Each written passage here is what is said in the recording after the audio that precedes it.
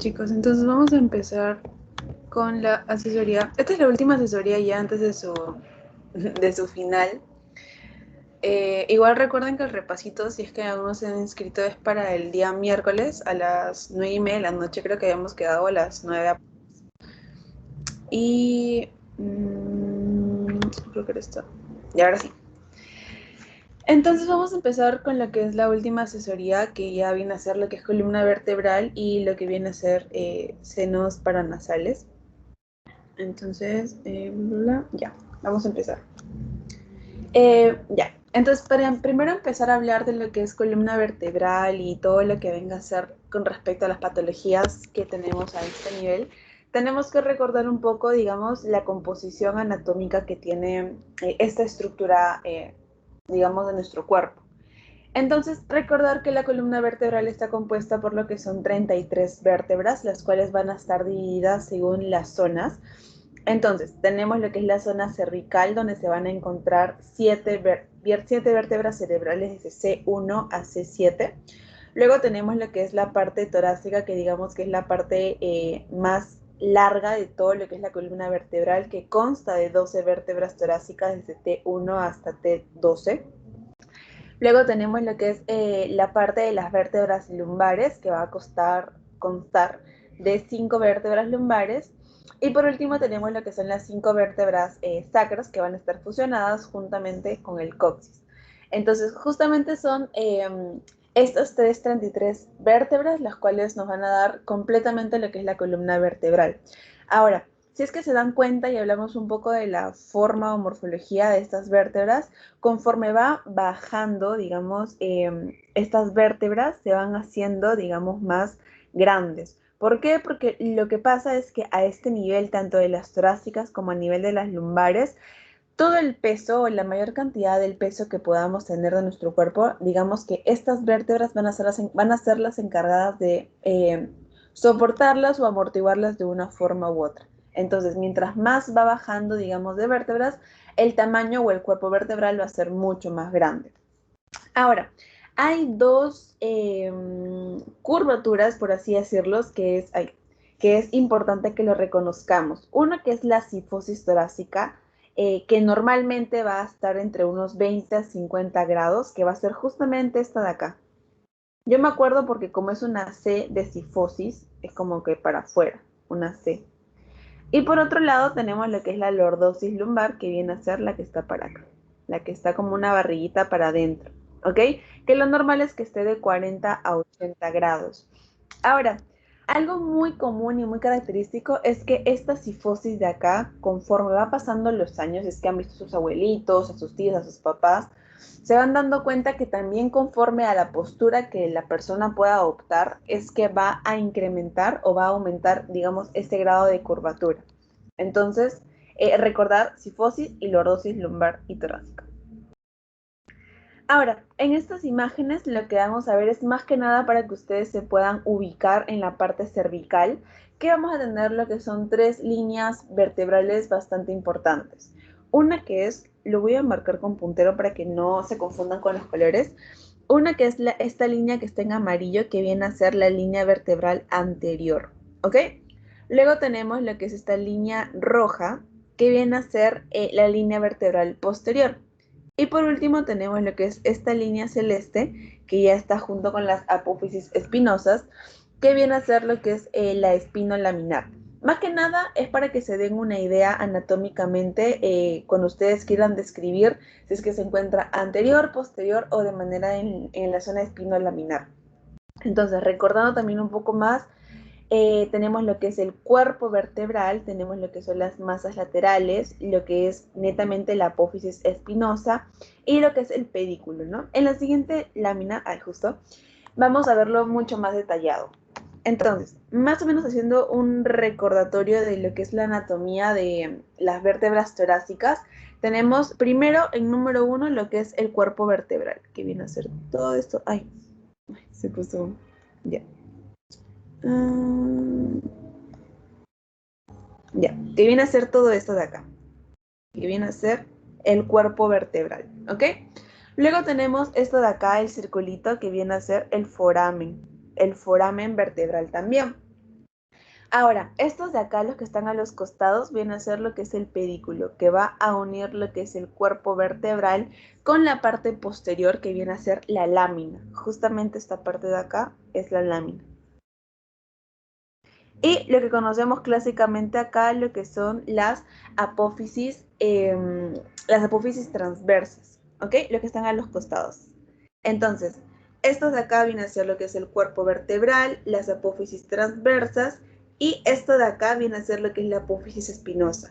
Es importante que recuerden principalmente esos tres partes anatómicas de las vértebras porque nos ayuda mucho para poder distinguir algunas patologías. Ay. Otra cosa que también tienen que recordar, nuevamente acá tenemos lo que son las apófisis espinosas y acá tenemos lo que es el proceso articular superior y el proceso articular inferior. Recuerden que entre vértebra y vértebra van a ver lo que son las articulaciones o las uniones entre ellas y eso es lo que netamente quiere describir en esta zona, ¿ok? Entonces, cuerpo vertebral, tenemos lo que son las apófisis transversas y las apófisis espinosas. De igual forma como tenemos la parte, digamos, anatómica del cuerpo de las vértebras, o bueno, las vértebras como tal, también hay ciertos ligamentos que nos van a permitir la unión mucho más firme entre vértebra y vértebra, entre los cuales tenemos 4 ligamentos principales que tienen que recordar. El primero, que es el ligamento longitudinal anterior, que como su nombre lo dice, se va a encontrar para la parte anterior de las vértebras. Luego tenemos lo que es el ligamento longitudinal posterior, que se va a encontrar en la parte posterior de las vértebras, casi llegando a lo que es la apófisis espinosa. Tenemos lo que es el ligamento flavum. Luego tenemos el ligamento interespinoso y el ligamento supraespinoso, ¿ok? El supra y el inter. Esto solamente es para que se den como una referencia anatómica, no es necesario que se lo aprendan como tal, porque lo importante va a venir después para que ustedes puedan diferenciarlo.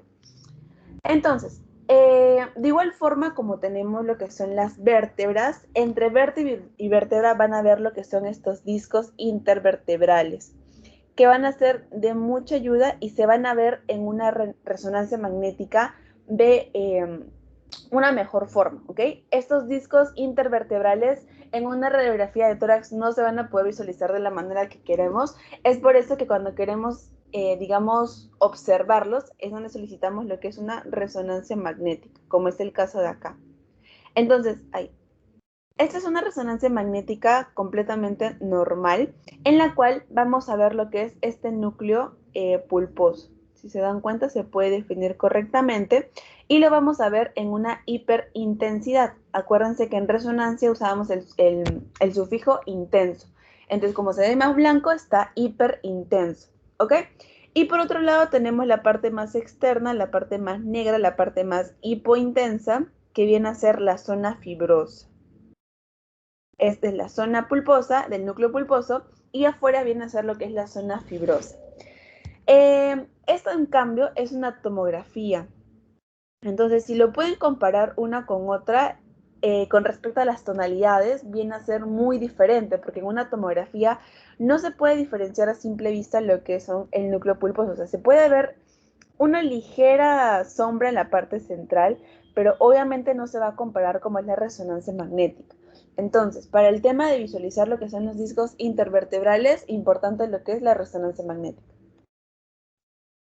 De igual forma acá van a poder ver lo que son los discos intervertebrales de manera normal.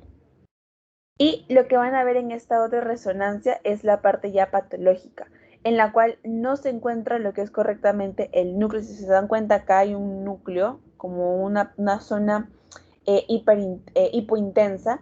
En cambio, en la parte patológica de acá, no lo van a poder ver. Hasta en unos casos ni siquiera aparecen los discos intervertebrales. Entonces, eso ya nos indica lo que es una patología que vamos a ver más adelante. Entonces, vamos a empezar con lo que son las patologías como tal. Y primero tenemos que definir lo que es una listesis. Una listesis va a ser denominada como un desplazamiento de cualquier cuerpo vertebral. Este desplazamiento, esta listesis, va a tener 3 tipos. Puede ser una listesis anterior, o sea, se denominaría una anterolistesis, que sería más o menos si es que la vértebra se encontrara por acá. Tendríamos la del tipo retrolistesis, que sería cuando la vértebra se encontrara para la parte posterior, y una laterolistesis que se puede ver mejor en lo que es una, ¿cómo se dice? En lo que es un corte coronal, o sea, de frente. Ahí sí lo van a poder ver mucho mejor.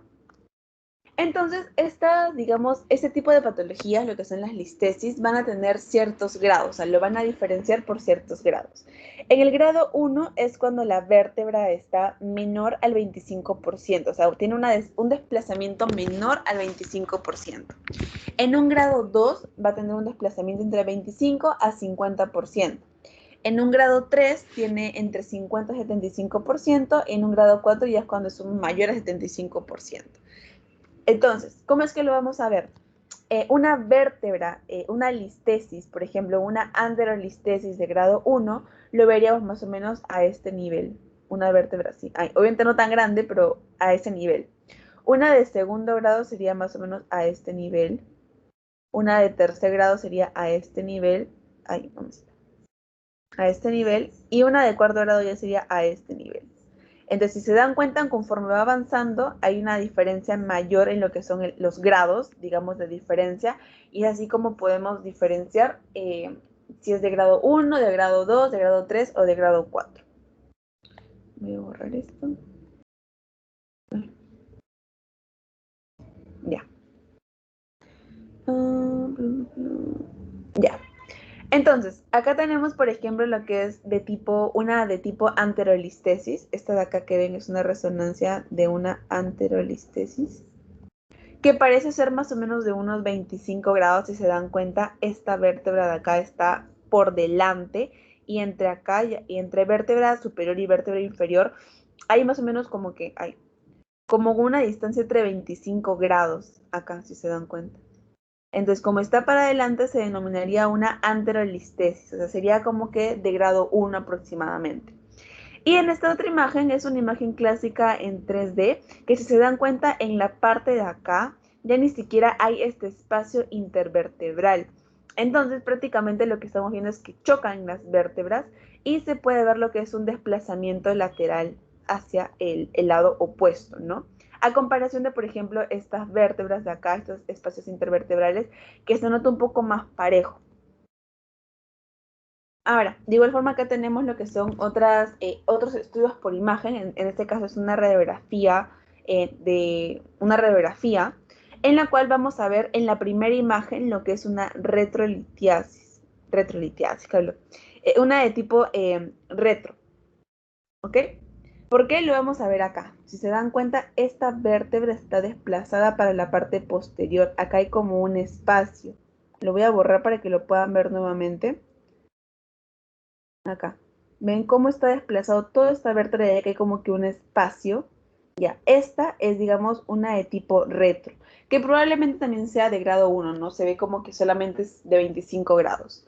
En esta otra imagen vemos que ya es de tipo antero, la imagen de acá. ¿Ven? Como acá está superpuesta y acá hay un espacio y se dirige para adelante. Acá igual, en esa otra imagen también vemos lo que es la vértebra y se dirige para adelante. Acá hay un espacio. Ahí. Entonces es una retro, esta es una antero y esta es una antero. ¿Ok? Algo que me olvidé comentarles es que el hecho de que ustedes definan si es retro o antero depende mucho de la vértebra superior. En este caso, por ejemplo, esta vértebra, en diferencia de esta vértebra, está para la parte posterior. Por eso es que es retro. En cambio, esta vértebra, voy a borrarlo para que lo puedan ver. Por ejemplo, esta vértebra en comparación de esta está más anterior, por eso es que es antero. Igual acá, esta vértebra superior con la de abajo es antero, entonces por eso es que es antero, ¿ok? Tiene que ver mucho la vértebra, digamos, que se encuentra arriba para poder determinar si es que es antero o si es que es retro. Ahora, hay otra patología también que estoy muy segura que lo han escuchado y es sobre la escoliosis. ¿Qué es la escoliosis? La escoliosis va a ser una patología en la cual nos indica una pérdida de la alineación.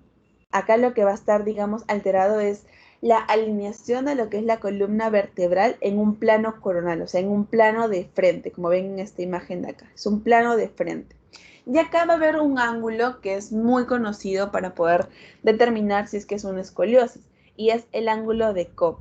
¿Cuándo se dice que es una escoliosis? Cuando el ángulo de Cobb es mayor a 10 grados. Ahorita en la siguiente imagen les voy a mostrar más o menos cómo es que se saca el ángulo de Cobb.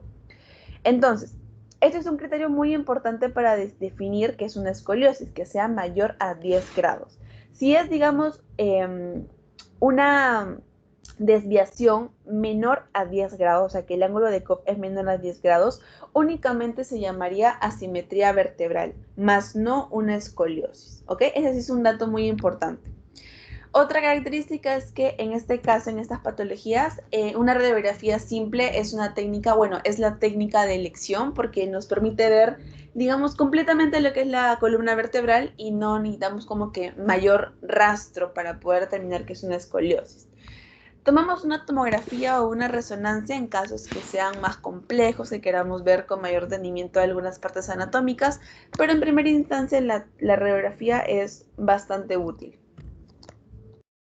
Entonces, acá lo que tenemos es una radiografía antero-posterior de columna total, de la columna vertebral, y van a ver dos líneas importantes. Una que es la línea plomada de C7, que va a ser la referencia para trazar una línea, ¿ok? Y luego tenemos lo que es la línea vertebral del centro sacra, o sea, del sacro, vamos a trazar lo que es una línea media, y esa línea media tiene que coincidir con esta línea media de C7, o sea, de la cervical 7. Si estas dos líneas coinciden, es que tenemos, digamos, un paciente con una columna normal, sin ningún tipo de patología. ¿Qué pasa cuando tenemos un paciente con lo que es ese tipo de patologías? La columna o digamos estas dos líneas que deberían estar en la misma dirección no se van a encontrar en la misma dirección. Por ende, determinaríamos que estamos frente a algún tipo de alguna desviación. Pero, ¿qué es lo que nos va a determinar que estamos frente a una escoliosis? Lo que les comenté, el ángulo de Cobb. Entonces, acá lo que tenemos en primera es el apex de la curva. Cuando hablamos de apex es, digamos, la curvatura más alejada. Este es el punto más alejado de lo que es la columna vertebral. Y vamos a tener lo que son dos vértebras. Una vértebra que es la proximal y una vértebra que es la más final, o sea, la que está acá. Entonces, todo esto es lo que comprende la curvatura. Entonces, lo que van a hacer para sacar lo que es el ángulo de Cobb es tomar esos dos puntos y van a medir este ángulo, esta angulación. Si esta angulación es mayor a 10, eso es denominado una escoliosis, ¿ok? Nada más. Acá, por ejemplo, lo que tenemos es una vértebra neutra, que es como que la vértebra que puede estar mejor posicionada. O sea, es como que lo mejor dentro de lo peor, ¿ok? Y luego tenemos lo que son algunas vértebras estables, que es así ya no se encuentran, digamos, dentro de la patología o dentro de la deformación como tal, sino que ya son vértebras estables que también se pueden observar en estas imágenes. De igual forma, como les comenté, hay lo que es la vértebra apical, que viene a ser la vértebra más alejada de toda la columna. Tenemos lo que es la vértebra superior y la vértebra inferior. Y entre esas dos se forma un ángulo. En este caso forma una angulación de 87 grados. Es mucho mayor que 10 grados. Entonces acá tenemos lo que es una escoliosis. ¿Por qué? Por el ángulo de Cobb.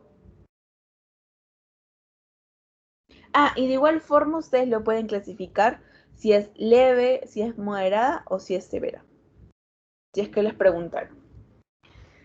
Ahora, tenemos también lo que son otras dos patologías congénitas, que viene a ser lo que es la sacralización y lo que es la lumbarización. Entonces, ¿cómo es que lo vamos a diferenciar? Ustedes recuerdan por anatomía que nosotros, o digamos la T12, la torácica 12, justo acaba cuando acaban lo que son las costillas. Entonces acá empezamos a contar lo que es la L1, la L2, la L3, la L4, y acá, si se dan cuenta, ya empieza a formarse lo que lo que es toda la parte del sacro. Toda la parte de acá. Ahí. Entonces, si se acuerdan, lo que les comenté en un inicio de la anatomía, eran cinco vértebras lumbares, y en este caso hay una vértebra que no está. Entonces, Cuando una vértebra lumbar se convierte en una sacra, eso es lo que denominamos una sacralización, ¿ok? En cambio, en esta otra de acá tenemos obviamente lo que es la T12 en las costillas, y acá tenemos L1, L2, L3, L4, acá tenemos lo que es L5, y acá tenemos lo que es una L6, y acá recién se empieza a formar lo que es el sacro. Entonces, esta vértebra que debería ser sacra, esta L6, que ahora es lumbar, eso es lo que denominamos una lumbarización, ¿ok? Eso les quedó claro, chicos, porque es importante que lo recuerden. ¿O quieren que lo repita? ¿Sí lo han entendido? ¿Lo puedes repetir, Kelly, porfa? Ya, ok. Vamos a borrarlo otra vez.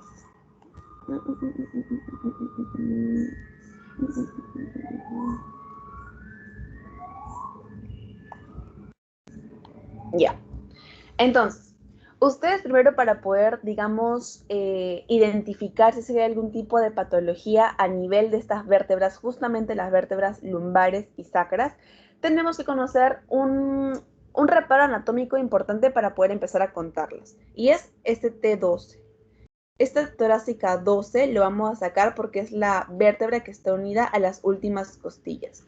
Entonces, a partir de esa T12 van a empezar a contar. Lo normal, como les comenté, es que lumbares tienen que ser 5. Entonces contamos. Acá tenemos la L1, la L2, la L3, la L4. ¿Y cómo es que ustedes también lo van a sacar? Porque van a tener que contar lo que son estas apófisis espinosas. Entonces, si se dan cuenta, cuando llegan ya a la parte de acá, ya no encuentran apófisis espinosa. De frente encuentran lo que es el sacro, que es toda esta parte de acá. Entonces, cuando una vértebra lumbar, en este caso la L5, se convierte o se une directamente a lo que es el sacro, es lo que llamamos sacralización, ¿ok? Esta vértebra lumbar que debería ser L5 ya no está y se ha convertido de frente en una sacra. Y es lo que ocurre cuando hay una sacralización. Cuando falta, digamos, una vértebra lumbar porque ya de frente se convirtió en una sacra. Eso es una sacralización. En cambio, en esta otra tenemos de nuevo la T12 por las costillas y empezamos a contar una apófisis espinosa, tenemos la L1, la L2, la L3, la L4, la L5, acá aún hay apófisis espinosa, la L6, y recién acá se forma lo que es el sacro. Entonces, cuando una vértebra que debería ser sacra, porque no existe L6, esta debería ser sacra. Cuando una vértebra sacra se convierte en una lumbar, ahí es cuando denominamos lo que es una lumbarización, ¿ok? Cuando una vértebra que debería ser sacra, porque obviamente no existe una L6, se convierte en una lumbar, es cuando llamamos lumbarización. Ahora sí quedó más claro, chicos. Sí, Kelly, gracias. Ya, genial. Eso sí es importante que se lo aprendan porque les pueden preguntar. A mí me preguntaron, creo que fue en un pasito, pero sí es bastante importante que lo puedan determinar. Bien, entonces acá también para que puedan recordar una vez más, acá por ejemplo tenemos lo que es la L4, sería la L5, y acá igual, la L4, la L5, y acá tenemos lo que es la L6. Entonces, si se dan cuenta, acá también L4, L5, L6. Acá L4, L5, L6, porque recién acá se forma, recién acá ven que se forma el grandazo, recién acá se forma el grandazo. Entonces, cuando hay una L de más, cuando hay una lumbar que debería ser sacra, eso se denomina lumbarización. Acá estamos viendo una lumbarización. Cuando hay una L de más, lumbarización. Cuando hay un S de más, sacralización. Ahora, hay también otras patologías que vienen a ser lo que es la mega apófisis transversa. ¿Se acuerdan cuáles eran las transversas? La que estaba acá el cuerpo y acá las que estaban a los costados. Lo normal es que tengan esta forma, como que más o menos proporcional a lo que es el cuerpo vertebral. Igual acá, igual acá. Pero ¿qué pasa en esta de acá? Si se dan cuenta, está bien grande. A eso es lo que llamamos lo que es una mega apófisis transversa. Acá si se dan cuenta está chiquito, ay, acá está chiquito y aquí está gigante. Igual acá, por ejemplo, lo ven acá chiquito, acá lo ven chiquito y esta de acá lo ven bien grande. Viene a ocupar todo esto, a diferencia de esto de acá. Entonces, a esto que ven lo que son más grande que las demás, hay una diferencia de tamaño, es lo que denominamos una mega apófisis transversa. Luego tenemos lo que es la espina bífida, bífida oculta. Voy borrando esto. Ya. Ya, ahora sí. Tenemos lo que es la espina bífida oculta, que es cuando hay una mala función de lo que es el arco posterior de la vértebra. Y lo que va a pasar es que no se termina de fusionar correctamente lo que es la vértebra. Por ejemplo, acá vemos dos espacios, como que dos cachitos, y eso debería estar completamente unido. Pero lo que pasa en ese tipo de patologías es que no hay una unión, no hay un término de la fusión de las vértebras. Es por eso que se denomina lo que es una espina bífida oculta. Luego tenemos lo que son los bloques congénitos, donde a grandes rasgos, para que no se confundan con tanta cosa, van a haber dos vértebras superpuestas, o sea, van a haber dos vértebras juntas. Si se dan cuenta, acá hay una vértebra acá y otra más acá.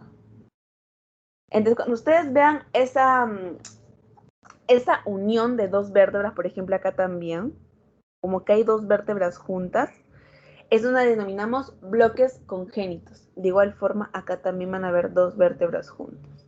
Y bueno, acá solamente para un datito, por ejemplo, lo que estábamos recordando, lo que recordamos en una de las clases de fracturas, acá tenemos lo que es una fractura por comprensión. ¿Se acuerdan que hablamos de lo que es en forma de pescado y esas cosas? Ya, para que vayan recordando, acá tenemos, por ejemplo, de paso, lo que es una fractura por compresión. Voy a borrar esto. Uy. Ya.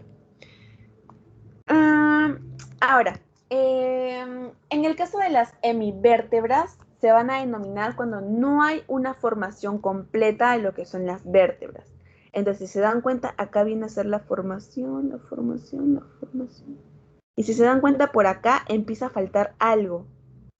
Es porque la vértebra, no está completamente formada. Yo sé que en una radiografía no se logra ver correctamente, por eso que el examen de elección para poder ver estas hemivértebras es lo que denominamos la resonancia magnética. En este caso lo van a ver mucho más claro. Si se dan cuenta, esta tiene su par con esta, la apófisis con la apófisis con la apófisis. Pero esta apófisis no tiene su par. Entonces, a eso es lo que denominamos lo que es una hemivértebra. Y acá mucho más claro, si se dan cuenta, hay unidos, unidos, y acá hay como uno, y acá hay un huequito. Entonces, a esa diferencia es donde denominamos una hemivértebra, ¿ok? Entonces, con eso ya acabaríamos lo que es las patologías netas de lo que viene a ser la columna vertebral y pasamos a lo último que viene a ser los senos paranasales. Entonces, tenemos que recordar que los senos paranasales vienen a ser lo que son cavidades aéreas cubiertas por cierta mucosidad, ¿ok? Son cavidades aéreas que van a tener ciertas funciones, entre las cuales tenemos la más importante, que es reducir el peso de la cabeza, además de humidificar el aire y hacer lo que es también la resonancia de la voz. Y dentro de los senos paranasales vamos a tener 4 tipos. Uno, lo que son los del tipo frontales, que se van a encontrar acá. Otro que son los etmoidales, que se encuentran por debajo. Otros que son los maxilares, que vienen a ser estos de acá. Y por último tenemos los esfenoidales. Entonces, en ese tipo, cuando queremos ver patologías a nivel de los senos, tenemos que considerar que si tomamos lo que es una radiografía normal, mínimo tenemos que tener en cuenta estas 3 incidencias. Una que es la incidencia posterior, otra que es la incidencia lateral, como tenemos acá. Esta es la posterior, esta es la lateral, y esta es la de Waters, o la vértex mento-placa. Entonces, por ejemplo, en la primera imagen lo que vamos a ver son estos maxilares que se encuentran acá, que los podemos ver claramente. Y también vamos a ver lo que son los frontales, que vienen a ser estos de acá. En esta, por ejemplo, en esta otra lateral, lo que vamos a ver son los maxilares como tal.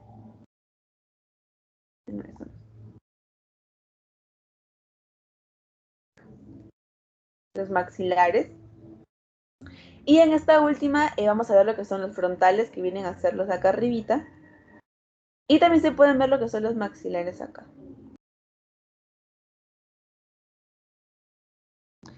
Ahora, con respecto a la tomografía para ese tipo de patologías también es bastante útil para lo que es un diagnóstico inicial y para poder sobre todo ver o determinar la extensión de la enfermedad. Ahorita vamos a ver algunas patologías que van a ver que es bastante importante reconocer lo que es la extensión de esta enfermedad para obviamente poder hacerle lo que es un tratamiento quirúrgico y poder hacerles lo que es un seguimiento.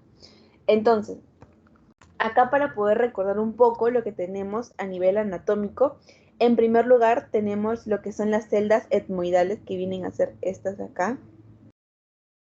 Son las celdas etmoidales. Luego tenemos lo que son los senos frontales. En este caso tenemos el seno frontal derecho.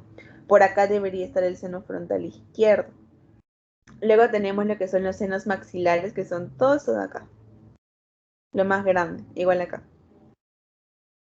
Senos maxilares. Tenemos lo que es la lámina cribosa acá en el centro. ¿Qué más? El tabique nasal, lo normal, lo de acá. Acá también puedo verlo mucho más claro.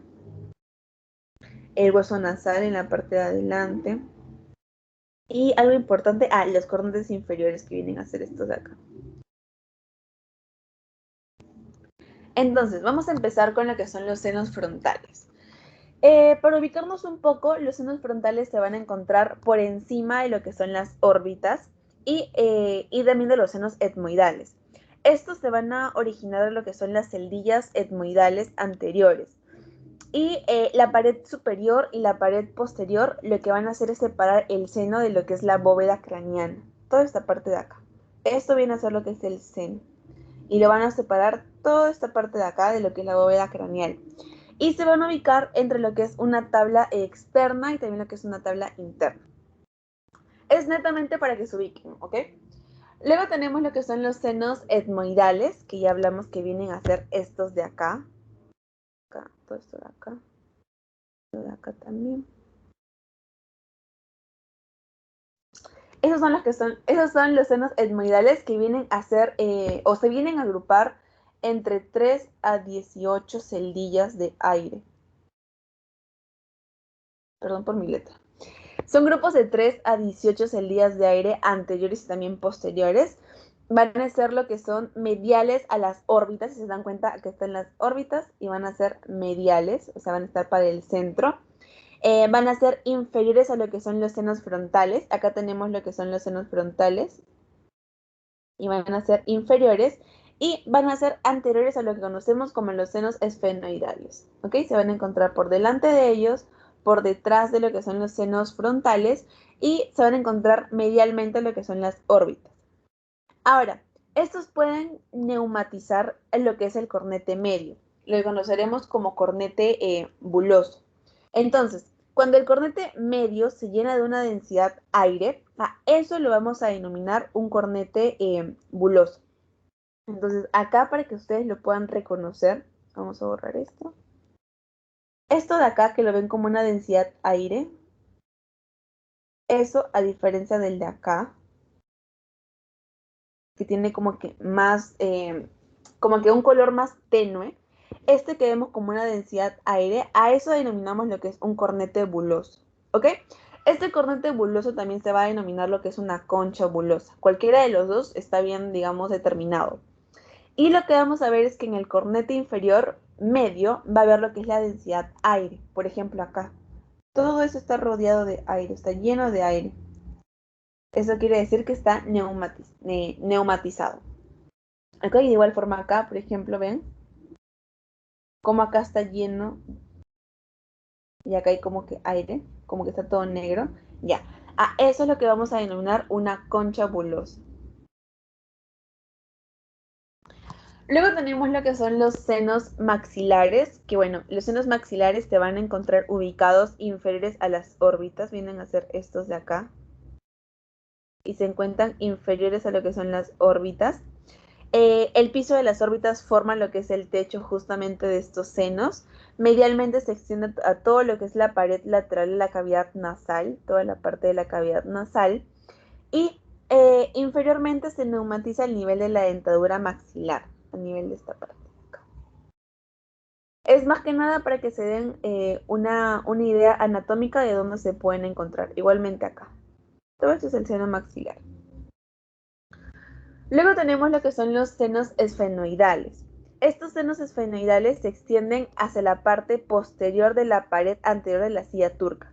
¿Se acuerdan que se encontraba toda esta parte de acá?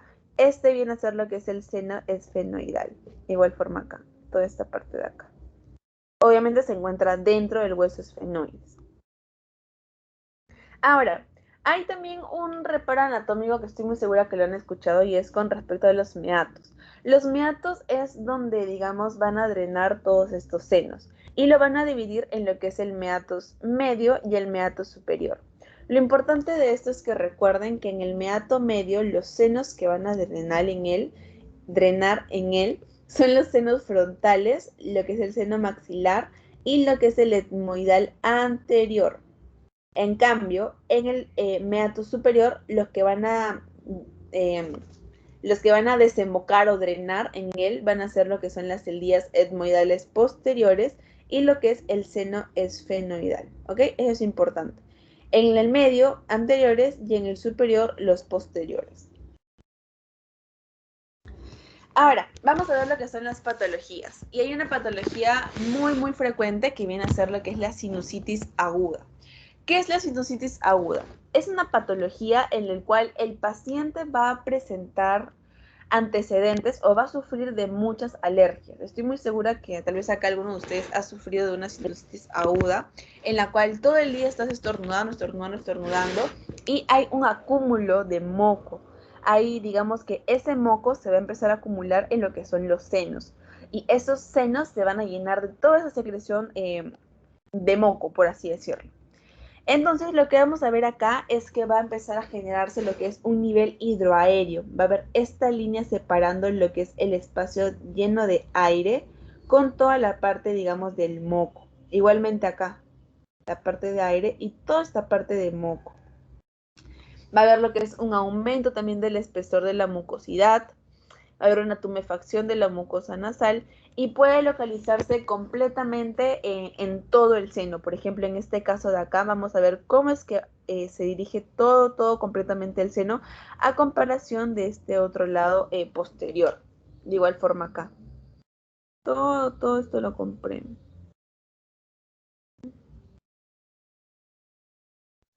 En una radiografía también lo vamos a poder diferenciar lo que es una sinusitis aguda. Si se dan cuenta, hay otra vez lo que es este nivel hidroaéreo, en el cual van a poder diferenciar la parte de arriba que se encuentra llena de aire o al menos no tiene una densidad líquida, a diferencia de la parte inferior que ya hay todo lo que es la parte del moco. Acá, por ejemplo, no hay ningún tipo de moco. Todo está, digamos, uniforme. De igual forma, acá tenemos toda esta parte de acá. ¿Mi diferencia acá? Acá sí hay moco y acá no hay. Ahora, esta sinusitis aguda va a tener dos complicaciones muy conocidas. Una que es el absceso orbitario. ¿Por qué? ¿Por qué se produce este absceso orbitario? Porque digamos que están muy cerca a los músculos y también a lo que es el tejido celular subcutáneo. O sea, va a haber una continuidad. Y lo que puede generar lo que es un absceso, que viene a ser esto de acá. Todo eso de acá viene a ser lo que es el absceso. Hasta se puede ir drenando también a la parte anterior de la órbita. ¿Ok? Esa es una complicación. Y la otra viene a ser lo que es la celulitis facial. Entonces, para ver lo que es la celulitis facial, tienen que darse cuenta en lo que es el grosor de la piel. Si se dan cuenta, el grosor de esta parte es aproximadamente como que de 1 centímetro. En cambio, en la de la parte de acá, el grosor es mucho más ancho. Yo le pondría como que 1.5 hasta 2 centímetros. Entonces, ese engrosamiento, digamos, de las paredes de la mucosa es una complicación de lo que es una sinusitis aguda, y en este caso vendría a ser lo que es la celulitis facial. Ahora, tenemos por otro lado lo que es la sinusitis crónica, y esta va a tener 4 características importantes. Una, al igual que la aguda, es que va a tener una tumefacción de la mucosa nasal. Otra es que va a haber un aumento del espesor también de la mucosa parietal. Otra, que va a haber un aumento de la densidad del seno. Pero la característica que nos va a diferenciar de una crónica de una aguda es esta, que va a haber un incremento de la pared ósea. Y lo van a ver, por ejemplo, en esta de acá. Si se dan cuenta, todo el borde es mucho más grueso, a diferencia del de acá. Entonces, ese engrosamiento de la pared ósea es lo que va a diferenciar una sinusitis crónica de una sinusitis aguda. ¿Ok? Igual forma acá, por ejemplo, vemos como que hay un engrosamiento mayor y acá está como que en su lado normal. Igual. Y acá también hay un engrosamiento. Obviamente mucho más leve que a diferencia del de acá, pero existe un engrosamiento de la pared ósea. Luego tenemos por último lo que es el mucocele. El mucocele va a ser como una colección líquida por obstrucción del ostium que va a descender hacia el seno. Es toda esta parte de acá. Y lo van a ver típicamente como un quiste lleno de moco. Va a ser, digamos, con unas paredes bien delimitadas que se van a infiltrar en esta zona. Y lo van a ver característicamente como un quiste lleno de moco. ¿Qué era un quiste? ¿Se acuerdan que tenía paredes delgadas, bien definidas, de una tonalidad, de una radiotransparencia? Entonces, cuando ustedes vean bien delimitada una zona, pueden sospechar de lo que es un mucocele. Ahora, vamos a pasar a lo que son los tumores benignos. Y acá tenemos tenemos dos en particular. Uno que son los pólipos. Los pólipos vienen a ser una o varias radiopacidades, ya sea circulares u ovales. Viene a tener lo que son bordes bien delimitados, si se dan cuenta son circulares u ovales. Acá tenemos uno más grande, acá uno más pequeñito. Pero lo importante es que los bordes van a ser regulares, tienen lo que es una densidad homogénea y no van a comprometer lo que es la pared del seno. No hay, digamos, una ruptura de lo que es la pared del seno o de alguna estructura adyacente. Todo se queda, digamos, en estos circulitos. ¿Ok? De igual forma acá. Acá, por ejemplo, también los vemos de forma redondeada, si se dan cuenta en la zona de acá, en la zona de acá, se encuentran bien definidos, son ovales, circulares, no hay ningún tipo de cambio en la pared. Cuando tenemos todos esos datos, nos podemos pensar en que estamos frente a algún tipo de pólipo. Acá también, miren, bien redondeados, determinados, sin ningún tipo de cambio en la pared, podemos pensar en un pólipo. Y otro tumor benigno es lo que conocemos como el papiloma. El papiloma también es un tumor benigno epitelial de la mucosa nasal, pero lo que va a caracterizar es que este sí genera lo que es una hiperostosis focal. ¿Qué quiere decir una hiperostosis focal? Es que va a haber un engrosamiento de la parte, digamos, de la parte de los huesos, de la parte que rodea toda esta, digamos, todos estos senos. Y se encuentra, digamos, mucho más engrosado. Ven cómo realza lo que es la densidad calcio. De igual forma acá también, toda esta parte está súper engrosada. Y con frecuencia, algo característico acá sí, que va a haber lo que es una destrucción de la pared del hueso. Entonces, en la imagen de la derecha que tenemos aquí, lo que vamos a ver es que si comparamos lo que es este seno con este otro seno, vemos como hay primero un grosor, hay un aumento del grosor del hueso, que con frecuencia va a destruir esta pared. Se supone que acá debería haber como una pared, pero tanto es este tumor benigno que lo ha destruido y ha infiltrado en la parte central, ¿ok? En la otra zona de los senos. De igual forma acá también debería haber lo que es una pared, una estructura ósea, pero esto lo ha infiltrado y es infiltrante más un engrosamiento de la parte del hueso. Esas son dos características muy importantes, que van a romper pared y va a haber una hiperostosis focal. tienen esas dos características, piensen en un papiloma. Ahora, tenemos también lo que son los tumores malignos. Dentro de los tumores malignos, también ya lo hemos hablado en la clase de tumores como tal de hueso, tenemos primero lo que es el osteoma. El osteoma va a ser una radiopacidad homogénea intrasinusal circular de pequeñas dimensiones. Lo importante del osteoma es que va a ser bien delimitado y va a tener una elevada densidad. Si se dan cuenta, la densidad que ejerce, que emana, es muy parecida a la densidad calcio que podemos ver acá, por ejemplo. Esa es una característica del osteoma. Va a tener bordes regulares y va a tener una elevada densidad. Toda esta parte de acá. Vamos a poder determinar exactamente dónde empieza y dónde termina. Se va a poder ver bien delimitado. De igual forma acá tenemos, por ejemplo, lo que es la densidad cálcica. Toda esta zona de acá. Acá también ven. Como toda la zona, eso también tiene una densidad cálcica si lo comparan con esta parte de acá. Luego tenemos lo que es un carcinoma epidermoide. Este carcinoma epidermoide ya va a invadir lo que es el tejido celular subcutáneo de lo que es la cara, ¿ok? Si se dan cuenta en esta zona de acá, ya hay una invasión del tejido celular subcutáneo a nivel de la cara. En este caso, lo que ha pasado es que se ha roto este hueso, si se dan cuenta, hay una infiltración, hay una ruptura de este hueso y va a comprometer lo que es el antro maxilar, toda la parte anterior del maxilar. Es muy importante. Siempre se van hacia adelante, comprometen la parte del antro maxilar mayor a un 80%. Ahora, en esta imagen de la derecha lo que vamos a ver es que se va a extender hasta la piel y también va a romper este hueso. Si se dan cuenta, toda esta zona de acá está bien infiltrativa. Y es diferente a la celulitis porque lo van a ver en una densidad mucho más alta. Pero ahí lo que es importante que va a haber una ruptura también, digamos, del hueso y va a haber una parte infiltrativa.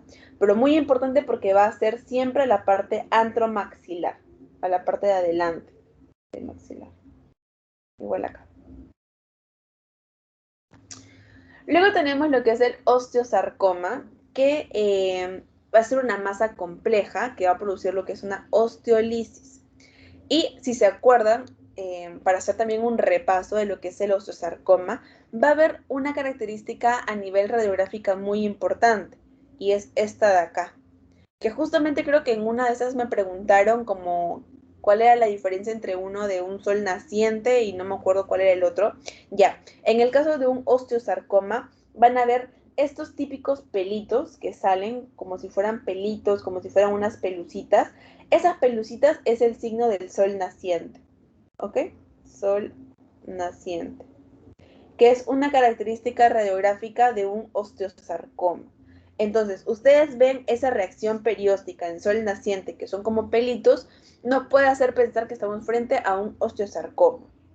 Este, como saben, es un tumor bastante agresivo, es un tumor grande que suele romper huesos y que salen como pelitos.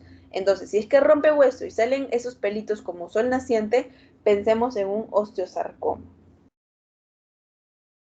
Y bien, por último ya tenemos lo que son las patologías inflamatorias, que ya son poquitas.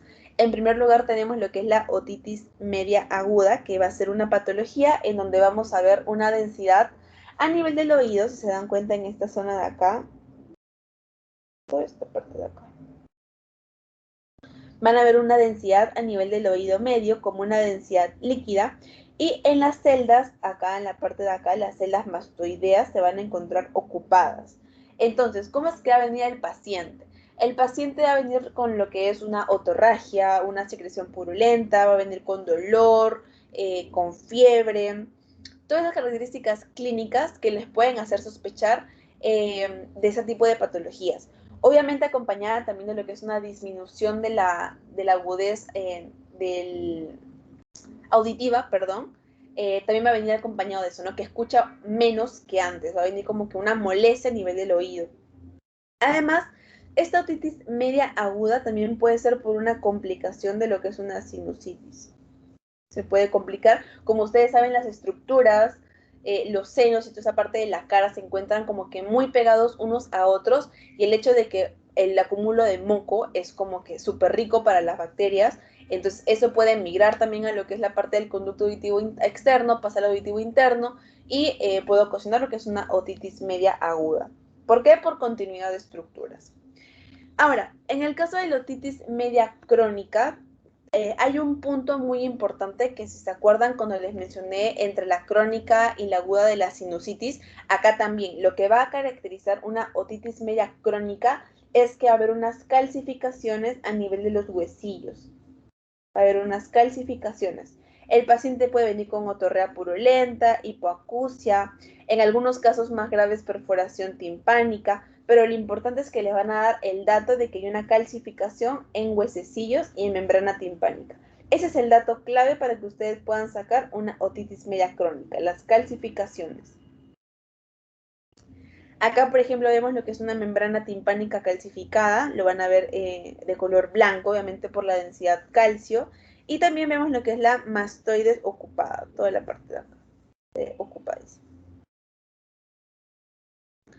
Luego tenemos lo que es el colesteatoma. El colesteatoma va a ser una erosión ósea, va a ser característicamente una otorrea maloliente de tipo crónica. El paciente lo va a referir que lo tiene hace mucho tiempo. Acá sí va a haber lo que es una perforación de la membrana timpánica y por ende va a haber una pérdida de la audición. ¿Ok? Es como si fuera una proliferación, como si fuera una erosión ósea. No es muy común que les pregunten esto, pero de por sí si es que se los ponen, les caracterizan porque es una otorrea maloliente. El paciente ya hay una pérdida de la audición, no es que disminuye, sino hay una pérdida de la audición. ¿Por qué? Porque hay una perforación de la membrana timpánica. Acá, por ejemplo, es lo que vamos a ver en esta zona de acá y en toda esta zona de acá.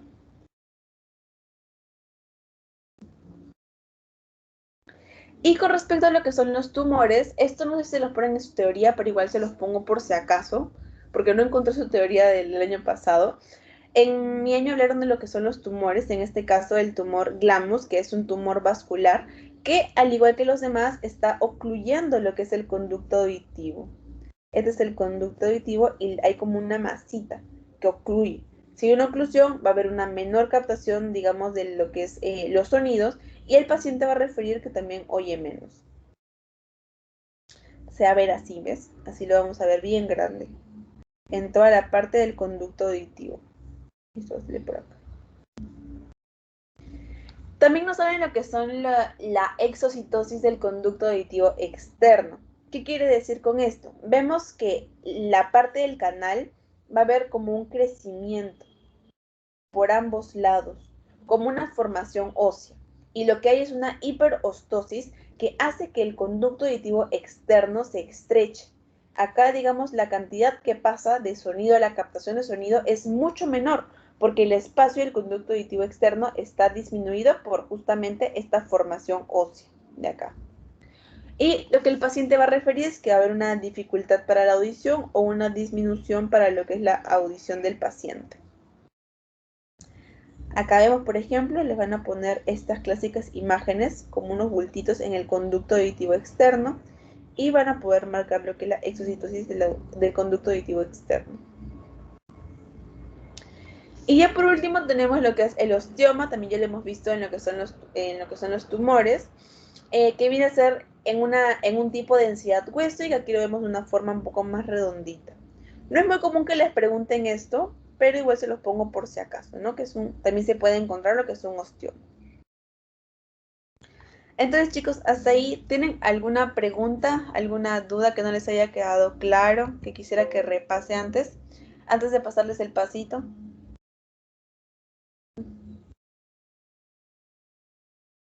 ¿Todo claro, chicos?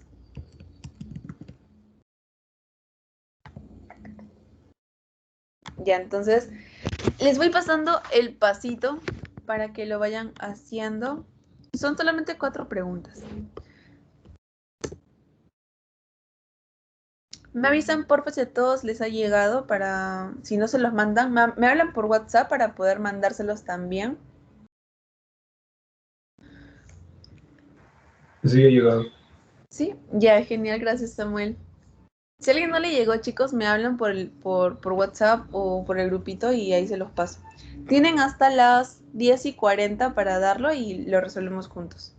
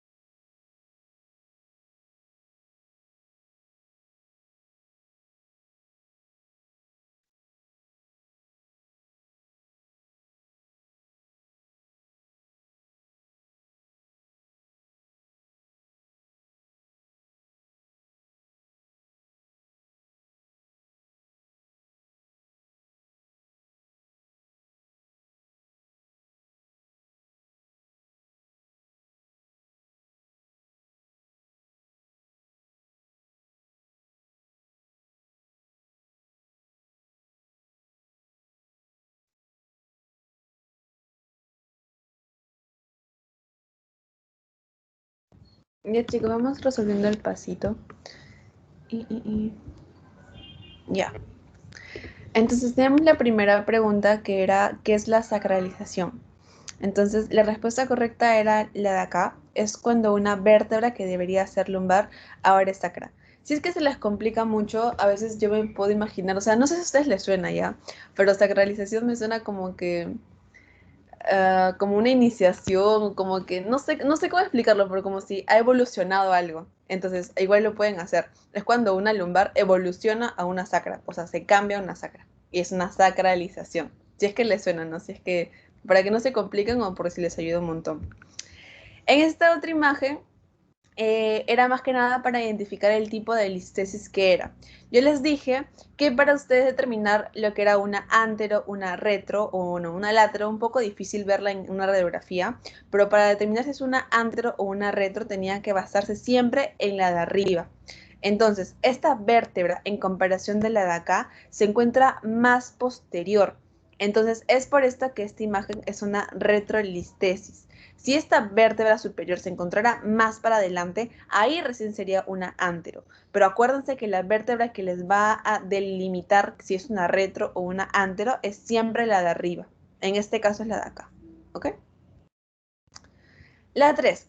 ¿Cuál de las siguientes características no corresponde a la de una sinusitis crónica? Yo les dije que cuando les decían crónica era importante fijarnos en lo que era la pared ósea. ¿Y cómo se encontraba esta pared ósea? Se encontraba aumentada, nunca se va a encontrar disminuida. Por el resto, con respecto a la tumefacción de la mucosa nasal, sí va a existir, va a haber lo que es un aumento del espesor de la mucosa parietal, va a haber un aumento de la densidad del seno, pero también va a haber un aumento de lo que es la pared ósea, en el caso de la crónica. Entonces, esa sería la incorrecta. Y por último tenemos un paciente varón de 41 años, el cual se le realiza el siguiente examen de imagen, encontrándose lo que es un tumor grande, infiltrativo, el cual presenta lo que es una reacción perióstica en sol naciente. ¿Cuál sería la principal sospecha clínica? Acá todavía les puse la imagen, sería un osteosarcoma. Esto también acuérdense que vale para cualquier tipo de tumor. También los que hablamos en esa clase de tumores como tal, también vale. Sol naciente o reacción perióstica, relaciónenlo con lo que es un osteosarcoma. Bien, chicos, entonces eso sería todo por la asesoría de hoy. Ya nos vemos lo que es el miércoles para lo que es el repaso. Estoy tratando de conseguir lo que son banquitos o exámenes pasados y ya ese día se los paso por el drive. Entonces, si no hay más dudas, ya, que tengan un bonito fin de semana y cuídense. Bye bye. Muchas gracias. Gracias, Kelly.